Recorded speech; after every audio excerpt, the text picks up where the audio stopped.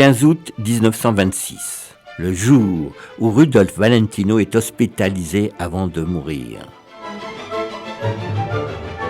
Par Frédéric Lévineau, journaliste au Point.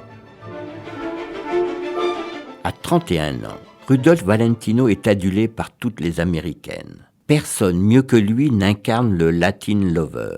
Le 15 août 1926, vers 1h30 du matin, il s'effondre en plein Times Square, victime de douleurs atroces au ventre. Il est aussitôt transporté dans une clinique où les médecins diagnostiquent un ulcère à l'estomac. Cela fait plusieurs années qu'il en souffre.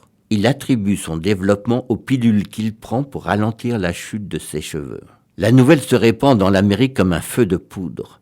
Des centaines de lettres, des bouquets de fleurs et des télégrammes inondent la clinique. Apprenant la nouvelle de son hospitalisation, plusieurs de ses admiratrices se suicident. Dans son lit d'hôpital, Valentino refuse d'être opéré. Mais à 16h30, l'ulcère a perforé la paroi de l'estomac. Il ne peut plus éviter le billard. Le lendemain matin, l'hôpital publie un communiqué rassurant. Les fleurs, gâteaux et cadeaux en tout genre continuent d'affluer. De leur côté, les tabloïds se déchaînent. Rudy affronte la mort en face. Rudy est mort. Le 20 août, Valentino semble se remettre. Mais dès le lendemain, c'est la rechute. Il souffre d'une péritonite doublée d'une pleurésie. Il glisse progressivement dans un état semi-comateux et finit par mourir le 22 août 1926 à midi. Sa dépouille est revêtue d'habits dorés avant d'être exposée à l'église Campbell.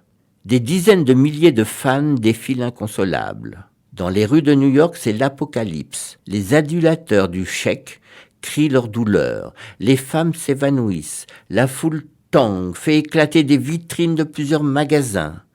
À travers le pays, c'est une vague de suicides pour le retrouver au ciel. 100 000 personnes se pressent pour assister à la messe d'enterrement. Tout Hollywood est présent lors de son inhumation. Un avion lâche des pétales de rose au-dessus du mausolée. En seulement 8 ans de carrière et une quinzaine de films, Valentino a marqué Hollywood d'une empreinte indélébile. Une série réalisée par Megan Kieki.